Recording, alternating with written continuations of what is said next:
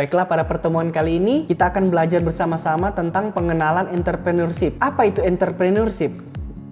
Entrepreneurship dalam bahasa Indonesia yang seringkali kita ketahui itu kewirausahaan, atau bahasa yang dulu seringkali kita kenal kewiraswastaan. Entrepreneur ini merupakan dari bahasa Prancis yang artinya melaksanakan.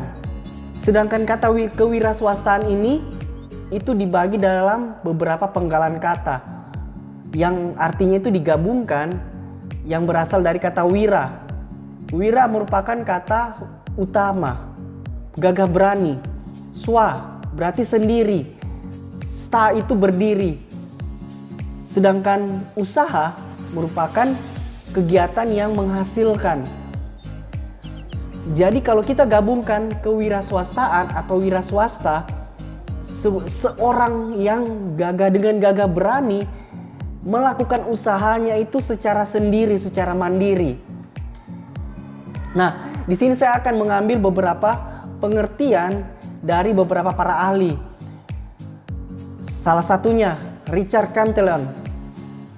Pada abad 18, ekonomi Prancis ini menjelaskan bahwa entrepreneur adalah agent who would buy means of production at certain price in order to combine them. Sedangkan Jean-Baptiste Say mengatakan bahwa seseorang yang membawa orang lain itu bersama-sama untuk membangun sesuatu yang produktif. Ada juga disampaikan oleh Frank Knight bahwa wirausahaan itu mencoba untuk memprediksikan dan menyikapi perubahan pasar. Sedangkan Penrose itu mengidentifikasikan kegiatan kewirausahaan yang mengidentifikasi setiap peluang-peluang yang ada di sistem ekonomi ini. Kapasitas atau kemampuan manajerial ini dengan kapasitas kewirausahaan. Joseph Schumpeter itu mengartikan wirausahawan itu sebagai seorang inovator yang mengimplementasikan perubahan-perubahan di dalam pasar melalui kombinasi-kombinasi yang terbaru. Ada juga disampaikan oleh Harvey Leibenstein. Dia mengatakan kewirausahaan itu mencakup kegiatan yang dibutuhkan untuk menciptakan atau melaksanakan perusahaan pada saat semua pasar dalam perekonomian ini belum terbentuk atau belum teridentifikasi dengan jelas, atau komponen fungsinya ini belum diketahui sepenuhnya. Begitu juga disampaikan oleh Hisrich, Peters, dan Shepard. Kewirausahaan adalah proses penciptaan sesuatu yang baru pada nilai menggunakan waktu dan upaya yang diperlukan dengan menanggung risiko keuangan, fisik, serta risiko sosial untuk mengiringi menerima imbalan moneter yang dihasilkan serta kepuasan dan kebebasan pribadi. Jadi, kewirausahaan ini merupakan sebuah kepuasan atau kebebasan dari seorang yang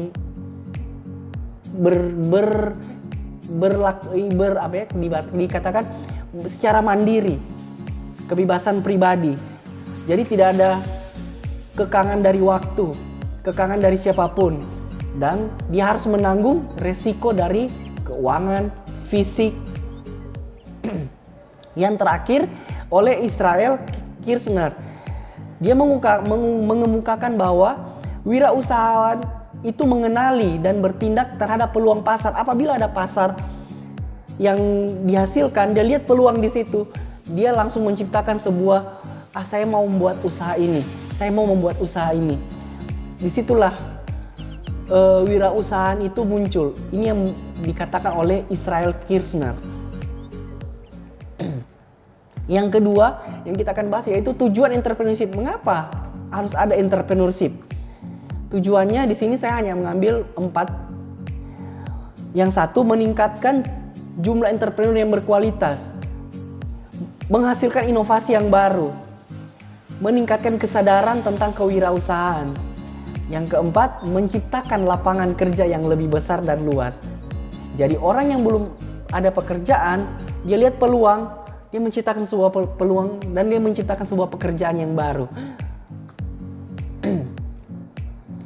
Manfaat dari entrepreneurship ini apa sih?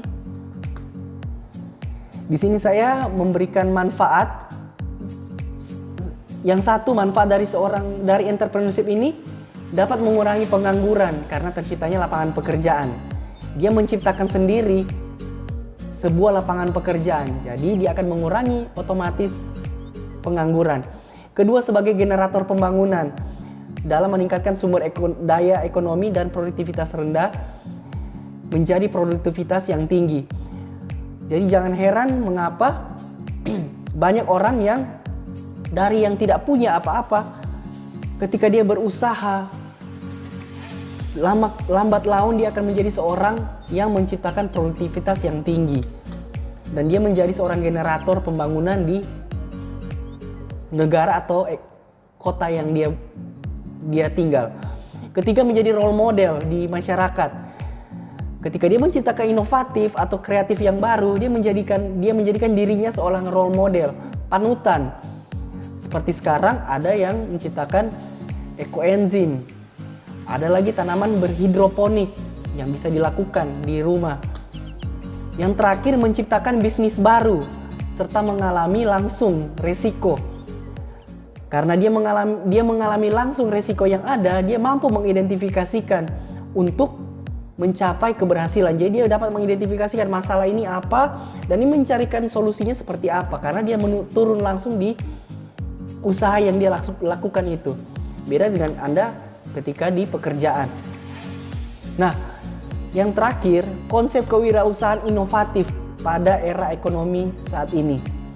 Nah, menurut Robke, tipe wirausahawan yang dengan inovasinya dia mengerjakan dan menghasilkan sesuatu yang baru, mencapai prestasi, keuntungan dan lain-lain dalam tingkat yang baru berdasarkan pertimbangan pengambilan keputusan strategis kewirausahaan.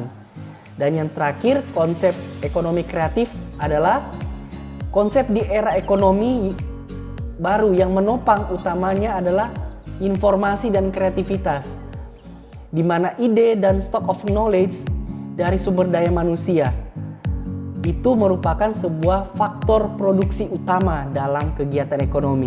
Jadi, faktor ekonomi yang utamanya itu SDM-nya.